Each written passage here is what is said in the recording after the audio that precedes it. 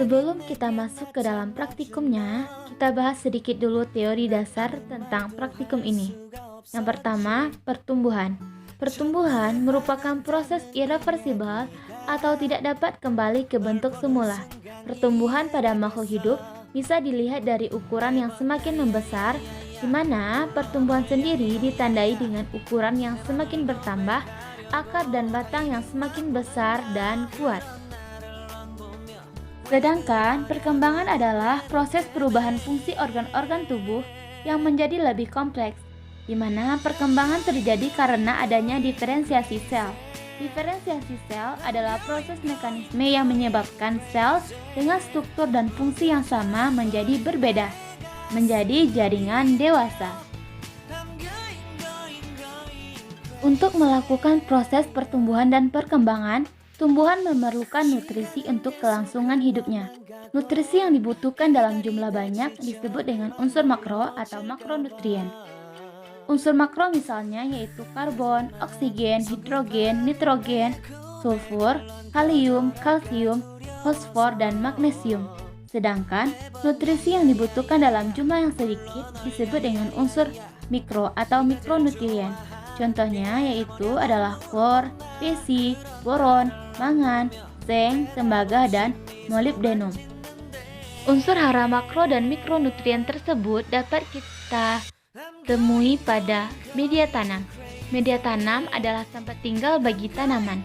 Suatu media tanam harus memenuhi berbagai persyaratan, antara lain dapat dijadikan tempat berpijak tanaman, mampu mengikat air dan unsur hara yang dibutuhkan, mempunyai drainasi dan aerasi yang baik, dapat mempertahankan kelembaban di sekitar akar tanaman, tidak menjadi sumber penyakit bagi tanaman, tidak mudah lapuk, dan mudah didapat dengan harga yang relatif murah. Baiklah, mari kita mulai praktikumnya. Check it out! Drop it!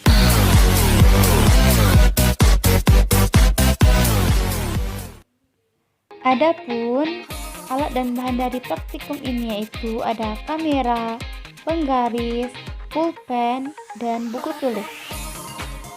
Lalu bahannya ada serbuk batu bata, tanah humus, sekam yang sudah dibakar, tanah, kapas atau tisu, ada biji kacang hijau, dan cuka. Drop it!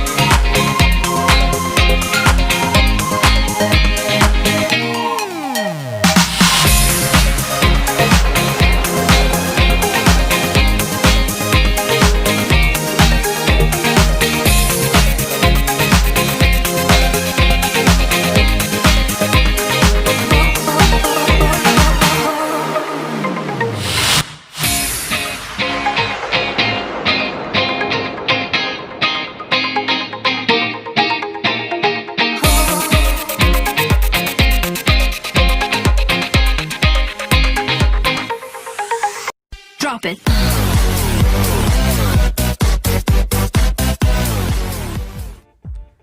Adapun hasil dari praktikum ini yaitu sebagai berikut.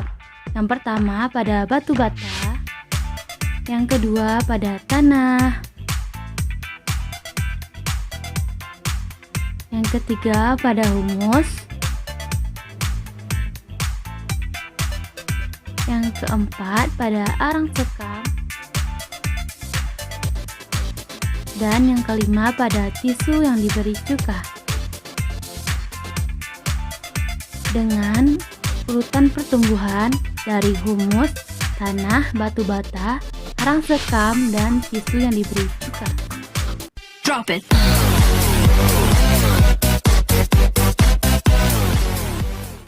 Jadi, kesimpulan dari praktikum ini yaitu yang pertama, pertumbuhan dan perkembangan kacang hijau yang lebih cepat yaitu pada media humus.